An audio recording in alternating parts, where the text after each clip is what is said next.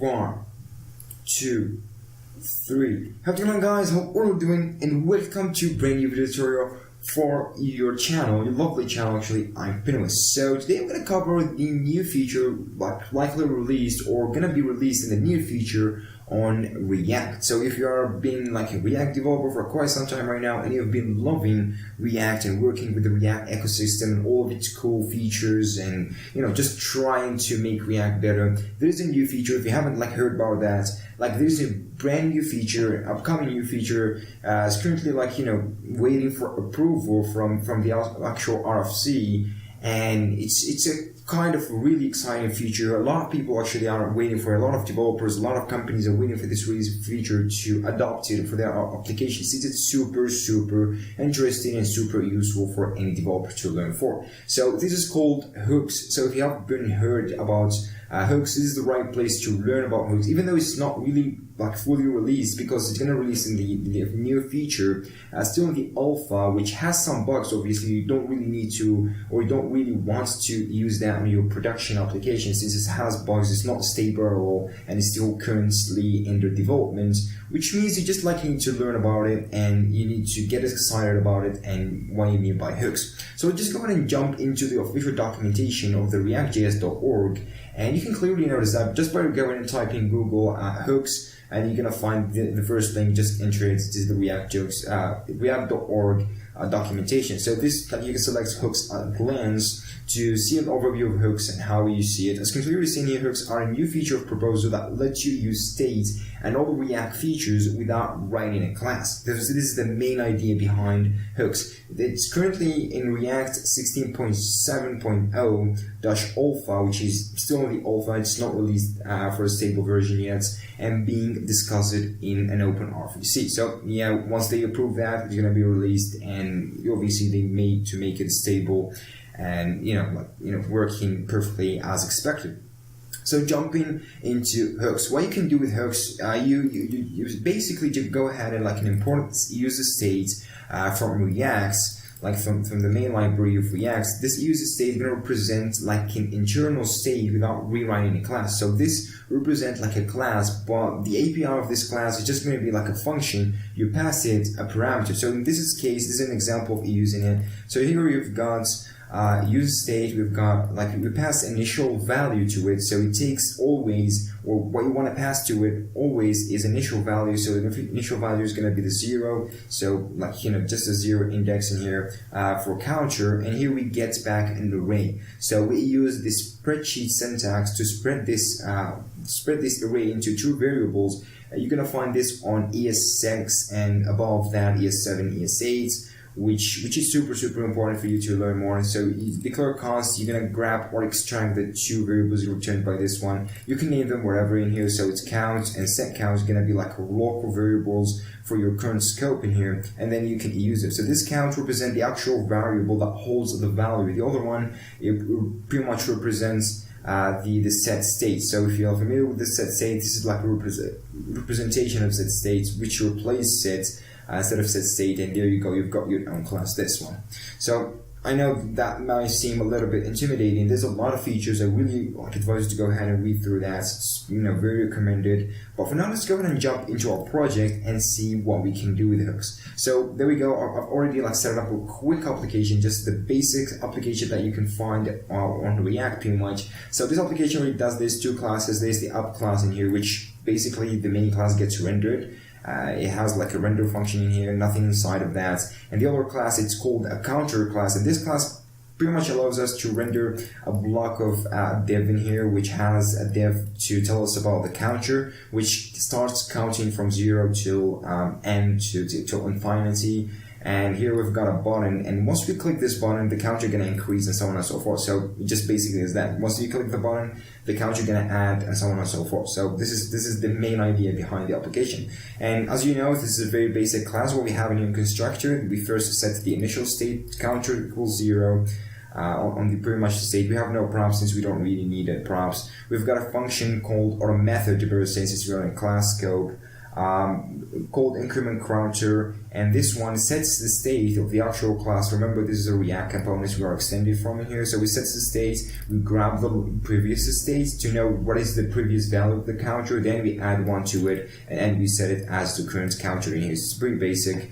And we just like get the counter once we try to render it, and we render it in here in a div, and we give it like another button, and once we click this button, we register that handler into the increment counter in here, which basically does just grabs the previous state counter and adds one to it, and just re-renders the whole component, so on and so forth. So to see that in action, let me just go ahead and include that into the application in here, the main app component, which basically gonna just go ahead and render that for us. Make sure to also go ahead and run the watch, and just for a quick notice, I'm using in here the React example repository. So if you're not like familiar with that, or if you haven't been following along the React series that much, so you can go ahead and set up your own project using Create React App or just the basic projects.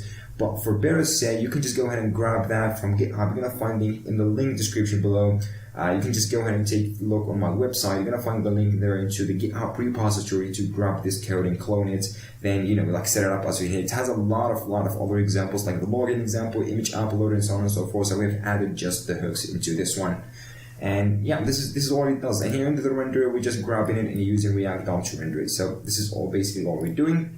If you go back, I've got a server which is a live server running, and if you try to click that, as you can clearly see, the counter gets added and incremented once we click that. So this is all it basically does. This is what the counter component pretty much does. And now what we can do is, like, instead of this rubbish component, the whole thing in here, we can just replace it with a simple and very, very minimal function, like a component function, using the actual React hooks, the new feature of hooks from React. So we're gonna see how important that is and why it's super useful. So if you still get a little bit confused about it, let's go ahead and create a function. You know that functions also can be a component. You can like have a props on it, but under a function you can actually have the state. So that's why it's called a stateless functional component that doesn't have a state. It only receives the props and renders whatever static that, but it doesn't have a control over the state. Since it's not class, it doesn't actually extend from the React components you can probably see in here as a class do. So for the function, let's go ahead and try to create a function. Let me just go ahead and name this. Make sure, since you want to render this function as a component, to name this or to start this with a capital, with a capital letter in here, to make sure that you're using a component function or React. And here, let me just go ahead and counter hook to differentiate between the counter and the counter hook. That's the version using hooks. Now, how we can use hooks? So you can clearly see here on the top, I'm including two functions beside the default import. So this is called a default import, but this is called as a name and export or name and import. Importing user state and use effects. For now, let's go ahead and use the state. So this function, what it allows us to do, I'm gonna just use const. And I'm gonna have two things. I'm gonna have first the counter. The second thing is set counter. So this is like the chronological order. It comes with the first is the actual value, then the function that allows you to change or alter or set this particular value. So here we've got to use the use state in here. So with the use state, you can clearly see in here in the documentation, it takes initial state. So you've got to give it initial state. You can give it whatever in here, like null. But it depends on what you want to use it for. Since the counter is an actual number, so we want to give it a 0 as initial value, as we did in this one. So we give it like a 0. So take it that's as you're actually setting it in the constructor, you're setting the counter to 0. So it's pretty much the same procedure in here. But React with the hooks, what it does, it just like sets that internally, so you don't really see it as a class or something like this. It just gives you the function API to use it and interact with it, which is super, super cool. Let's just go ahead and now try to render that. So let me get just down here and copy this really quick, and I'm gonna paste that. I'm gonna do a return statement really quick in here. So we've got everything organized, but we need to change things. We've got the counter in here, which is basically the same thing, just gonna count this. But this one, it needs definitely a change. So we don't have this function, but what we do instead of that, we have the set counter. So we can use the set counter in here, and we can give it whatever value we want to set. And obviously, you want to set the previous value of the counter +1, which means we're going to use counter +1. Simple as that. This is all you're going to need to do. Instead of doing all of these kind of things, it's just like very, very simple and very straightforward, as you can clearly see here. And the set counter obviously replaces the set state, which allows you to set the counter, which is basically this particular value going to change, and the whole component is going to re-render. So this is all you're going to need to do. Let me just go into Control S, and instead of using the counter in here, I'm going to use the counter hook. Control S this one again, and go to Google Chrome, refresh the page. Make sure to do that every time you do changes. And there we go. If we now try to increment counter, there we go. Just like do the same thing. Just we can do it like the same thing that we did with the whole thing in here, the whole class, what we tried to do with all of the render functions or render methods, then the custom method that allows you to click the button or handily click, and from the set states and creating the states and extending from the components, we can just extract that or make it super minimal by just using the use state in here as a hook, and just having the two things in here, the hook helper that gives you the actual value and the set counter, and you can use it with whatever thing you are rendering, and you can use that pretty much as a stateful component, not a stateless, but now it becomes a stateful since using hooks. And before that you have to use a class and you have to set a states and stuff like this, but for now, there you go, you've got hooks, and hooks helps you a lot. Hopefully that explains to you what are hooks and why they're very important. Now, still one thing I want to mention is that you can use the use effects. Now, some of you might ask, there's a class has more features, or using a class component has more features than using this hooks, like temporary components or something like this. Some of you might ask, how can I use the components to a mount? So the effects functions or the effects method, how can I use, for example, component did mount in here as I do in the class? How can I use it up in here? Well, let me just tell you something. The use effects, there's another hook that helps you that. The use effects in here just does the same as a component did mount or component did update, which is basically the same thing. You can customize that a little bit. They might add more features to the hook, but you can use the use effects. Now, the use effect in here, you can just quickly go ahead and take a look on the documentation. It takes a callback. So this callback is going to be executed once this particular components, that the component you're currently rendering has been mounted and updated. So it works as a did mount or a did update method as on a normal class, as you can clearly see in here. So you can easily go ahead and do, for example, in here I'm going to use the example provided on the React documentation. I'm going to set the text, or I'm basically going to go ahead and just set the text of the actual, or the title. I'm just going to try to put the title of the actual document in here, and I'm going to say, I'm going to use me